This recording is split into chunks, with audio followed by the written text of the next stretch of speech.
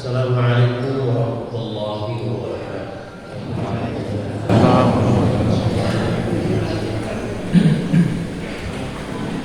Alhamdulillah wahdah, sadaqa wa'dah wa nasara 'abdah wa hazama al-ahzaba wahdah wa thumma nahmaduhu wa nasta'inuhu wa nasta'dinuhu.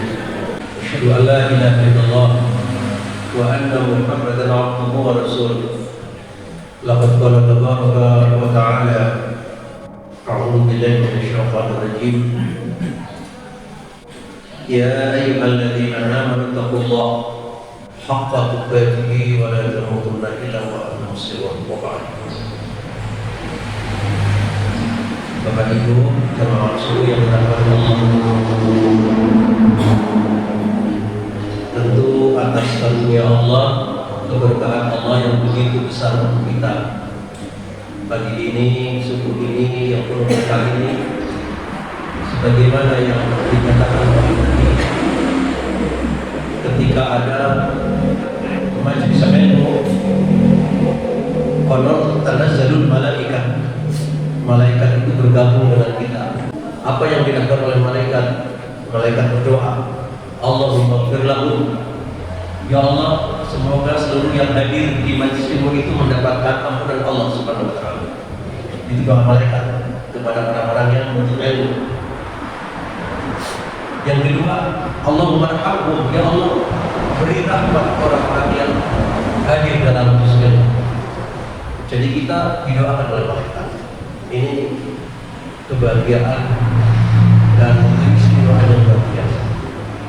Semoga hadirnya kita pada kesempatan ini mendapatkan doa malaikat dan Allah Subhanahu wa taala kabulkan kita semua. Amin. Itulah kebahagiaan subuh ini. Salawat dan salam untuk Nabi kita baginda Muhammad sallallahu alaihi wasallam. Bapak Ibu yang dirahmati Allah, sebelum kita kembali ke tema kita, ada beberapa hal yang perlu disampaikan. Yang pertama, doa kita untuk Ibu Hajah Fatimah. Beliau adalah istri ketua PDM yang kedua. Yang pertama itu Kiai Haji Rasulullah Nono, yang kedua Kiai Haji Aisyah. Istrinya itu adalah Hajah Fatimah, ibunda daripada wakil ketua PDM Mas Ali. Dan hari kemarin sore beliau meninggal dunia. Dengan doa kita, Allahumma ighfir laha warhamha wa'afiha wa'anha wa akrim nuzulaha wa wasi' madkhalaha wa adkhilha jannata ma'waha. Yang kedua, jangan lupa nanti di tanggal 13, berarti akan depan ya, pengajian bulanan pimpinan daerah Muhammadiyah Kabupaten Cilacap seperti biasa dilaksanakan di Masjid Agung. Monggo yang punya kesempatan untuk bisa hadir di acara tersebut. Dan info yang ketiga, doakan pimpinan daerah Muhammadiyah sedang mengejar target izin Universitas Muhammadiyah Cilacap di tahun ini. Mudah-mudahan dengan doa untuk sekalian kita bisa mendirikan Universitas Muhammadiyah. Amin. Insya Allah di tahun ini sedang kita kejar. Di samping kita punya program besar di Madrasah ini yang kedepannya menjadi Center Islamic of ekonomi pada begitu. Mudah-mudahan Allah Subhanahu wa taala kabulkan mimpi besar ini. Amin ya rabbal alamin. Siap berjuang ini Bapak Ibu? Ya. Nah, ini kan bulan Muharram. Muharram itu spiritnya perubahan.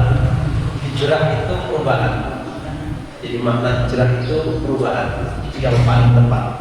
Nah, kita harus siap untuk menuju perubahan yang lebih baik. Karena kaidahnya kan ayyakuna yaumuhu khairan min amsi, agar supaya hari esok lebih baik daripada yang sudah dilewati. Itu konsepnya seperti itu. Ya ayyuhalladzina amanu taqullaha wal tanzur nafsun ma qaddamat. Coba evaluasi apa yang sudah kita kerjakan, lihat untuk melompat jauh ke depan.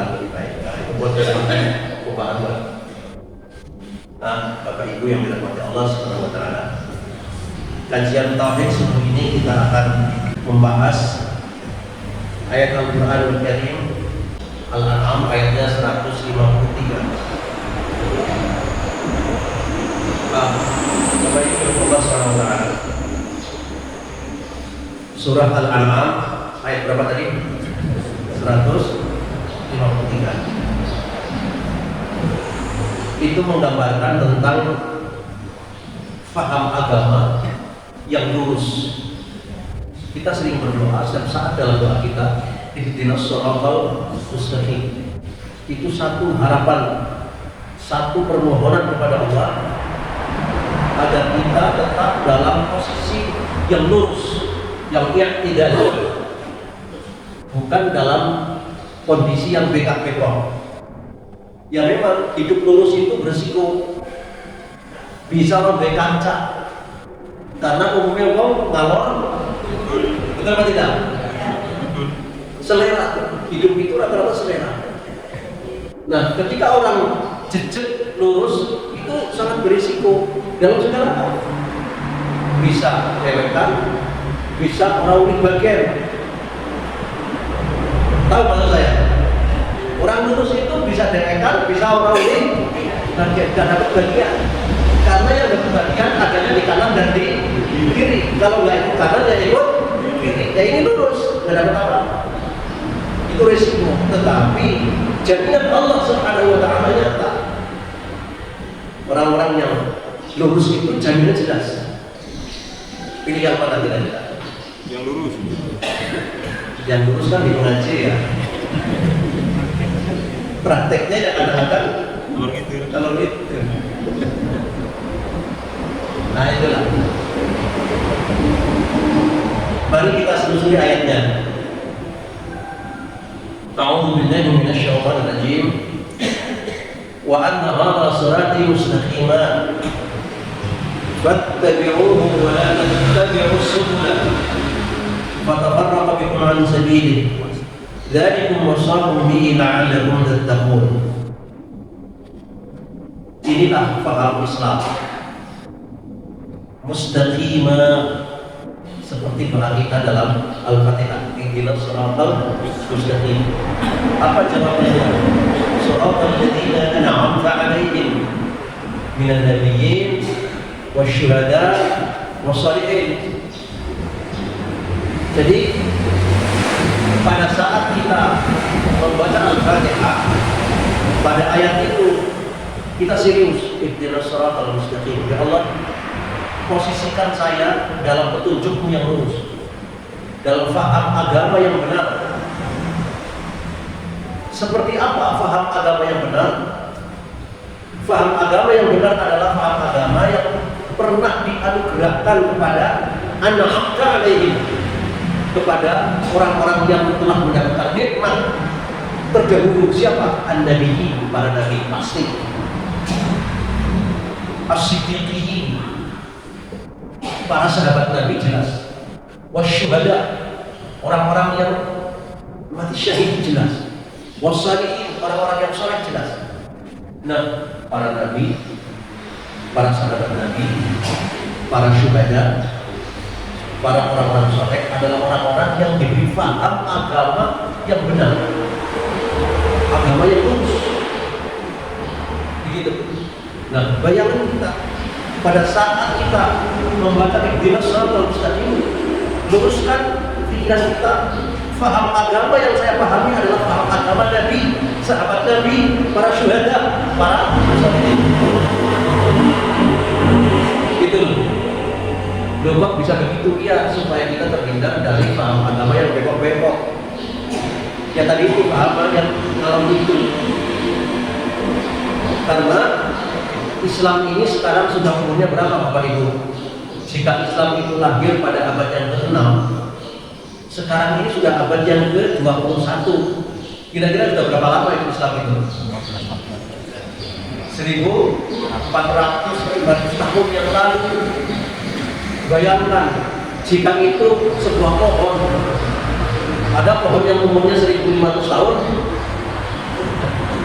Bayangkan jika itu manusia, Ada umat manusia yang umur segitu sudah ambruk semuanya, tapi Islam masih ada. Maka perlu penjagaan Islam, karena sunatullahnya sesuatu yang sudah lama itu rawan terhadap penyelewengan. Betul apa tidak? Nabi Adam alaihissalam, Nabi Idris alaihissalam, itu masih murni Pak Islamnya, masih murni. Sampai pada zaman Nabi Nuh, itu Islam sudah kocar-kacir. Apa di saat itu ada Islam, seluruh agama Nabi itu Islam, meskipun syariatnya berbeda, tapi intinya la ilaha illallah. Seluruh ajaran Nabi itu. Kekacauan Islam yang pertama itu pada zaman Nabi Nuh alaihissalam, yang mereka kacau karena memang sunatullah itu sudah sangat panjang. Maka Nabi Nuh adalah orang yang mengembalikan ke ajaran tauhid. Dari Nuh sampai Ibrahim alaihissalam, berapa lama itu? Kocar-kacir lagi. Ibrahim adalah orang yang mengembalikan tauhid lagi. Dari Ibrahim sampai Nabi Muhammad, Islamnya kocar-kacir lagi. Muhammad mengembalikan pada tauhid yang benar. Dari zaman Muhammad sampai pada zaman tabi'in terus kocar-kacir lagi, dikembalikan lagi. Maka itulah yang kemudian ada bahasa wa innallaha yab'atsu 'inda ra'si mi'at sanah man yujaddidu dinah. Allah pasti akan mengutus orang-orang alim tiap-tiap 100 tahun. Tiap-tiap 100 tahun. Siapa? Orang alim ini adalah orang yang punya keinginan ingin mengembalikan pada jalur yang benar. Oh, jadi setiap 100 tahun bengkok dikembalikan lagi. 100 tahun beliau itu namanya lihat dia kembalikan lagi. Itu sebab makanya dalam perjuangan Perserikatan Muhammadiyah adalah perjuangan purifikasi, perjuangan meluruskan, mencari pemurnian. Karena itulah sunatullah. Nah, ayat ini spiritnya adalah pemurnian ajaran supaya Islam itu tidak beka. Saudaraku maka sudah menunjukkan. Itulah wa anna hadza siratal mustaqim. Ini paham agama yang lurus, paham agama yang didasari atas tauhid. Ini seperti risalah Islam berkemajuan. Tauhid itu menjadi dasar yang paling utama. Wala tattabi'us subula. Jangan pernah kalian mengikuti paham-paham agama yang tidak jelas. Paham-paham agama yang tidak jelas. Sebab apa? Fatafarraqa bikum an sabili. Paham agama yang tidak jelas itu hanya akan mencerai-beraikan kalian. Begitulah maksud Allah Subhanahu wa taala agar kalian menjadi orang yang taat kepada Allah Subhanahu wa taala. Saudara kemarin sudah begini. Untuk mengantisipasi terhindar dari paham agama yang bengkok. Ketika Allah Subhanahu wa taala menurunkan wahyu Allah itu hudal lil muttaqin, syifa lima fis sudur, rahmatan lil alamin. Itu Pak. Wahyu itu Al-Qur'an itu pertama adalah hudal lil muttaqin, menjadi pemandu hidup. Jadi kita itu harus ada pemandu. Kalau nggak ada pemandunya itu belajar-belajarnya tahu belajar-belajar. Lawannya belajar-belajar ini sahabat jadi pasti paham. Makanya harus ada pemandunya. Cara sekarang ada guide-nya lah. Siapa guide-nya? Nabi Sallallahu Alaihi Wasallam. Hidup kita ini. Yang kedua, syifa lima fis sudur.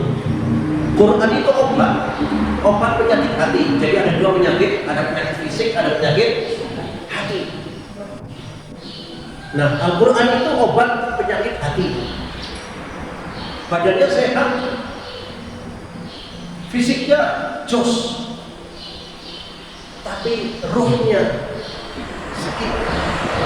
Akibat ruh sakit berpengaruh pada pola pikirnya keras. Karena pola pikirnya keras, perbuatannya kacau. Apa obatnya Al-Quran? 5 sifat 5 bisa mengobati penyakit hati. Nah memang kalau penyakit hati tidak terdeteksi oleh dokter sehat-sehat kayak gini kok Pak, sehat sih sehat, tapi perilakunya ngaco karena pikirannya ngaco akibat penyakit. Apa obatnya Al-Quran? Maka dengan sering bertadarus Al-Quran yang dalam hadis itu yang sekarang sedang tren, man shallal ghada fi jama'atin thumma dzakara falam yarji hatta taqra asy-syams fa shalla rak'atain ka'adda Allah. Ini yang lagi tren di mana-mana. Barang siapa yang jamaah subuhan, berjamaah subuhan zikir di masjid, zikir itu bisa membaca kalimat thayyibah, la ilaha illallah wahdahu la syarika lahu lahul mulku wa lahu ala kulli syai'in qadir. Zikir orang gadil atau baca Quran di masjid, tidak pulang habis subuhan, tidak pulang tapi zikir di masjid hatta tatlu asy-syams, sampai matahari itu terbit sempurna. Fasolah rak'atain, lalu dia sholat dulu 2 rakaat sebelum pulang. Ka'ad ya umrah, pahalanya seperti umrah. Itu orang menyebut sholat syuruk.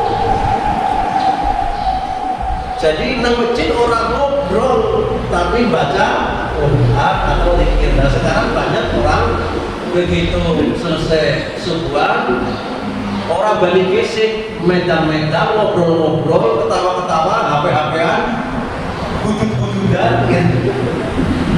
Setelah matahari terbit, sholat 2 rakaat, baru pulang, katanya sholat syuruk. Nggak begitu teorinya. Teorinya adalah setelah selesai sholat subuh, dia tidak pulang, tapi dia membaca Al-Quran dari sampai matahari terbit, atau dia berzikir, membaca kalimat-kalimat thayyibah, dia tidak pulang.